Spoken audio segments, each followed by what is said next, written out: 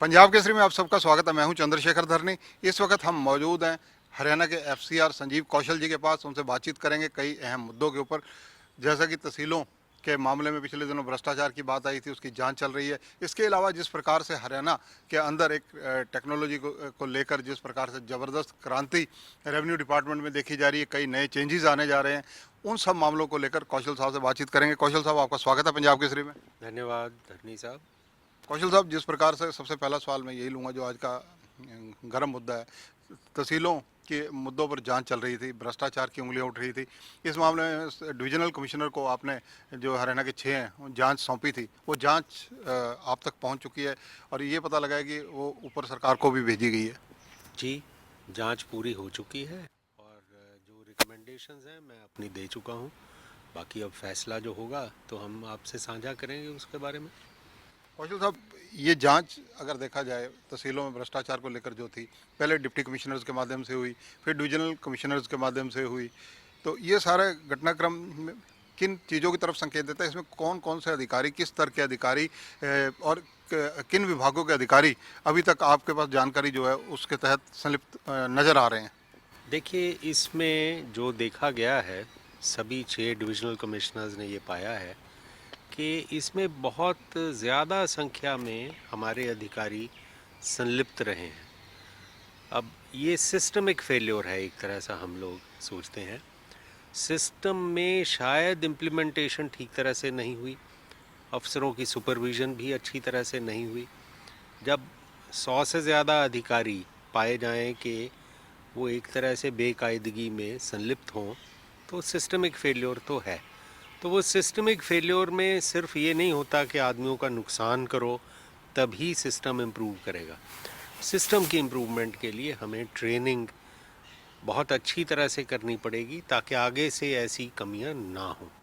साथ ही हमें इसके बारे में भी विजिलेंट रहना पड़ेगा कि प्रॉपर्टी डीलर्स हों या दूसरे अनऑथराइज कॉलोनाइजेशन करने वाले, अनऑथराइज कॉलोनियाँ काटने वाले, वो लोग हावी ना हो पाए सिस्टम पे। तो वो हम सारी उसके बारे में प्रक्रिया बनाएंगे। कौशल साहब, तहसीलों की तरफ उंगली उठने से कई और ऐसे विभाग भी हैं जो इसके इर्द गिर्द घूमते हैं, उनकी तरफ भी जांच की सुई चली होगी। देखिए, जो ये सेक्शन 7 है, ये अर्बन एरियाज़ एक्ट का है और अर्बन एरियाज़ एक्ट जो बनाया है वो department of town and country planning ने बनाया है। इसका जो अमेंडमेंट है वो भी department of town and country planning करता है। 2015 में भी ऐसी स्थिति को देखते हुए ये भी फैसला हुआ था कि town and country planning department के कुछ नुमाइंदे हर तहसील में होने चाहिए, ताकि जहाँ भी ज़मीन नोटिफाइड हो सेक्शन 7 में, वहाँ पर अगर कोई बेकायदगी हो, कोई गड़बड़ हो, तो town and country planning department भी उसके बारे में रेवेन्यू डिपार्टमेंट को सचेत करे और जो ये इलीगल रजिस्ट्रियाँ हों उसके बारे में सचेत करके उनको रोक भी सके। तो वो भी उसमें संलिप्त पाए गए हैं। इसके अलावा सिर्फ नायब तहसीलदार तहसीलदार नहीं, रजिस्ट्री क्लर्क हैं, कंप्यूटर ऑपरेटर हैं, पूरा सिस्टम ही इसमें हमने गलत पाया है। कई जगह पे काफ़ी संख्या में लोगों का इसी में संलिप्त होना पाया गया। कौशल साहब, जिस प्रकार से आपने खुद एक चीज़ बताई कि सिस्टम फेलियर वाला ये मामला है, अगर कि व्यवस्था को चौपट करने की कोशिश करते हैं लोग, उसकी जैसे आपने बताया कि अभी ट्रेनिंग की बहुत ज़्यादा ज़रूरत है, इसकी सारी व्यवस्था को दुरुस्त करने में आपको और कौन से फार्मूले नज़र आ रहे हैं? जैसा मैंने बताया, एक ट्रेनिंग है, दूसरा हमें विजिलेंस बढ़ानी पड़ेगी। हमें इंश्योर करना पड़ेगा कि ये सिस्टम में जो अनऑथराइज कॉलोनाइजेशन करने वाले लोग हैं वो हावी ना हो पाए। पंचायतों पर कब्जे जो ज़मीनें पड़ी हुई थी वहाँ, उनको लेकर काफ़ी पिछले दिनों मामला सुर्खियों में रहा। इन सब चीज़ों को रोकने के लिए क्या कदम उठाए जा रहे हैं? धरनी साहब, एक बहुत ही प्रोग्रेसिव स्टेप लिया है हरियाणा सरकार ने। ड्रोन बेस्ड इमेजिंग शुरू की है और आपने देखा सबसे पहले देश में सिरसी गांव का करनाल ज़िले में एक लाल डोरे की टोटल मैपिंग की गई।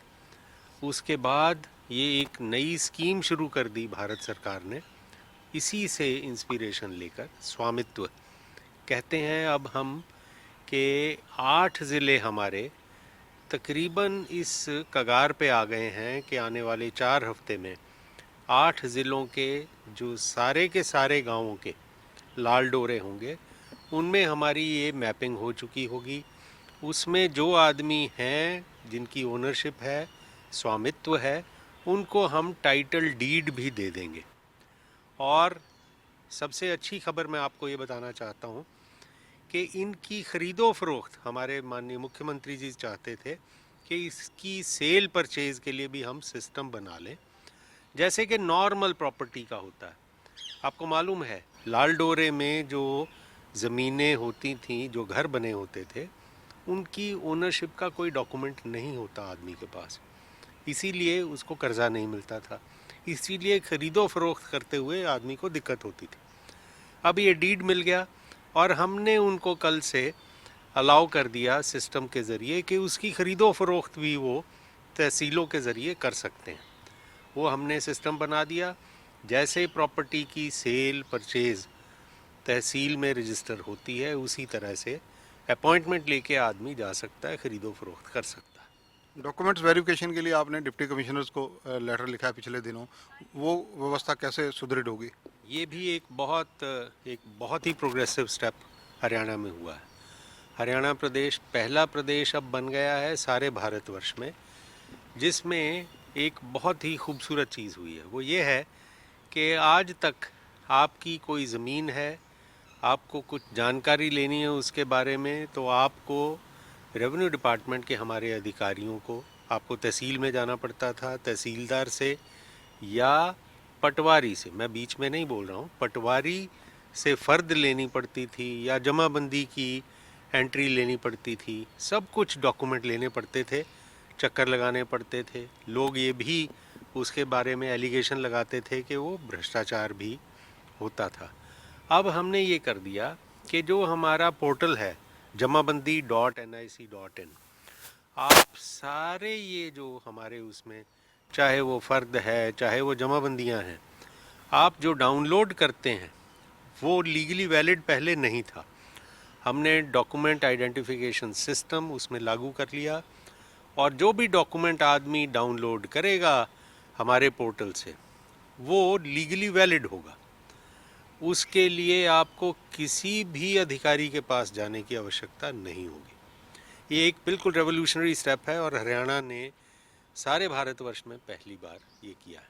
ड्रोन मैपिंग की क्या स्थिति है इस वक्त, कितने जिलों में हो चुका है और कब तक पूरे हरियाणा में हो जाएगा? धरनी साहब, जो ड्रोन मैपिंग का है काम, बहुत हम त्वरित गति से कर रहे हैं। सर्वे ऑफ इंडिया के ज़रिए हम ड्रोन मैपिंग कर रहे हैं। हमारे सभी डिप्टी कमिश्नर्स, सभी डीआरओ, डिस्ट्रिक्ट रेवेन्यू ऑफिसर, सभी DDPO, district development and panchayat officer बहुत तत्परता से लगे हुए हैं। ये दो तरह का काम होता है, एक तो टोटल रेवेन्यू एस्टेट की ड्रोन मैपिंग और दूसरा, जैसे मैंने बताया, लाल डोरा। लाल डोरा में तो हम बहुत आगे बढ़ चुके हैं। जो हमें करना है उसमें मैं मानता हूँ कि 5,000 से ज़्यादा गाँवों का हम अब कर चुके हैं और हमारा तकरीबन 2,000 गाँवों का और काम है। जो रेवेन्यू एस्टेट है वो हमने थोड़ा सा लेट शुरू किया था, पहले हम लाल डोरे को पूरा करना चाहते थे, लेकिन अब हम रेवेन्यू एस्टेट के लिए भी तेज़ काम कर रहे हैं उसमें। और अब हमारे 485 रेवेन्यू एस्टेट्स का ड्रोन मैपिंग का हो चुका है। सिर्फ ड्रोन मैपिंग नहीं है, ड्रोन तो एक शॉट लेता है, उसके बाद वो नक्शे बनते हैं, फिर उसकी ग्राउंड वेरिफिकेशन करते हैं हमारा स्टाफ डिस्ट्रिक्ट्स का, और फिर दोबारा उसको सर्वे ऑफ इंडिया को दे के हम एक तरह से पब्लिश कर देते हैं। तो ये काम सारा चल रहा है। मैंने बताया था, शायद आपको ध्यान होगा, जनवरी फरवरी 2023 में, 23 क्यों कहूँ, 22, अगले साल, उसमें हम आशा करते हैं कि हमारी ड्रोन मैपिंग पूरी हो जाएगी और जो फीचर्स एक्सट्रैक्शन है वो मार्च अप्रैल में 22 में हम पूरी करने की कोशिश करेंगे। कौशल साहब, जिस प्रकार से आपने जमाबंदी और फ़र्द का बताया कि टेक्नोलॉजी के माध्यम से जिस प्रकार से अब ऑनलाइन लोग ले सकेंगे, इसके अलावा और टेक्नोलॉजी के माध्यम से किस प्रकार के नए कदम उठाए जा रहे हैं, कौन कौन से ऐसे कदम हैं? आपको ध्यान होगा 25 दिसंबर को सुशासन दिवस पर मुख्यमंत्री जी ने एक घोषणा की थी कि किसी भी प्रॉपर्टी को अगर बेचना होता है आज के दिन, तो व्यक्ति को वहाँ की संबंधित तहसील में जाना पड़ता है। तो घोषणा ये हुई थी कि 1 अप्रैल से आप ज़िले की किसी भी तहसील में जाके वो काम कर सकेंगे। ये भी टेक्नोलॉजी को इस्तेमाल करके ही किया जाएगा और मैं बिल्कुल अक्षरशः इस पर पालन हो रहा है। रेवेन्यू डिपार्टमेंट इस पे काम कर रहा है और साथ में हमारे एनआईसी वाले जुड़े हुए हैं, तकनीकी अधिकारी, और 100% आपको बता सकता हूँ कि ये काम हम 1 अप्रैल से पहले पूरा कर लेंगे।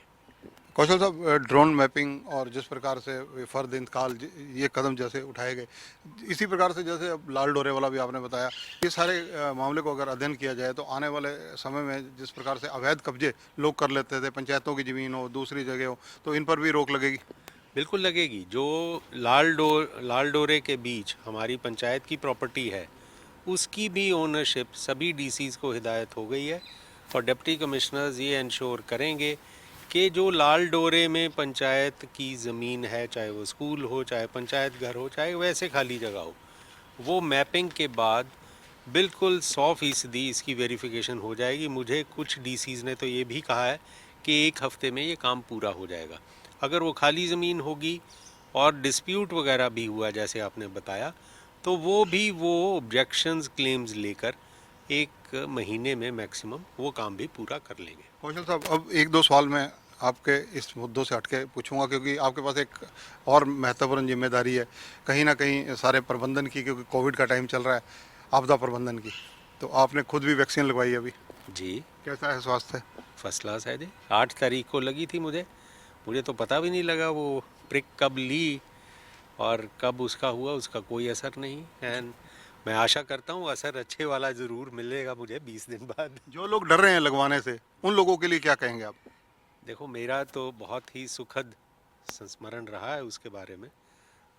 मैं कहूँगा कि सभी लोगों को लगवानी चाहिए और ये एक नियामत है, हमारे साइंटिस्ट की गिफ्ट है। और हमारे यहाँ से ये जो वैक्सीन है, ये तो दुनिया के हर देश को भेजी जा रही है। वैक्सीन डिप्लोमेसी कहा जाता है इसे, लेकिन हमारे अपने ही आदमी अगर डरेंगे तो ये तो दुर्भाग्य की बात होगी।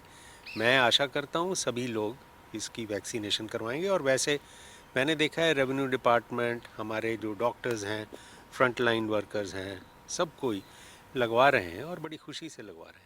कौशल साहब, क्योंकि आपदा प्रबंधन विभाग आपके पास है, इसके लिए नई गाइडलाइन जो है उनके तहत क्या आदेश हैं इस वक्त आम जनता के लिए, पब्लिक के लिए, रैलियों के लिए, नेताओं के लिए? ये बात ठीक है कि इस वक्त कोविड का प्रकोप काफ़ी कम है हिंदुस्तान में और हमारे जो पैरामीटर्स हैं वो बहुत अच्छे हैं। चाहे वो लो फेटेलिटी रेट हो, चाहे अच्छी तरह से 98% तक लोगों का रिकवरी रेट आ गया है। लेकिन हमें ध्यान रखना पड़ेगा, सचेत रहना पड़ेगा। डिस्टेंस मेंटेन करना भी, सोशल डिस्टेंसिंग ज़रूरी है। मास्क लगा के रखना भी आवश्यक है। आपको ध्यान होगा ये इंटरव्यू करते हुए मैंने आपसे 2 बार पूछा कि कहीं व्यूअर बुरा तो नहीं मानेंगे हम मास्क मैं डाल लूँ, लेकिन आपने बताया क्योंकि आप काफ़ी दूर हैं सभी लोग, इसलिए मास्क डालना बिल्कुल आवश्यक नहीं है। तो मास्क डालना ही एक रामबाण है। अब असल रामबाण हमारे पास वैक्सीन आई है, उसका फ़ायदा मैं समझता हूँ सबको मिलेगा। धन्यवाद कौशल साहब। तो ये हैं संजीव कौशल, क्रांतिकारी कदम अगर टेक्नोलॉजी के माध्यम से जिस प्रकार से देखा जा रहा है ये अपने विभागों में ला रहे हैं, और निसंदेह इसका लाभ हरियाणा में कहीं ना कहीं भ्रष्टाचार पर अंकुश लगाने में मिलेगा। जहाँ तक सवाल है रजिस्ट्रियों को लेकर चल रही जांच का मामला, वो मामला मुख्यमंत्री और मुख्यमंत्री की टेबल पर है। जो फैसला वहाँ से होगा उसी के तहत कार्रवाई की जाएगी, और ऐसी सूचनाएं मिल रही हैं कि कई लोग इसमें शिकंजे में आ सकते हैं। कैमरामैन सुनील के साथ चंद्रशेखर धरनी, पंजाब केसरी टीवी, चंडीगढ़।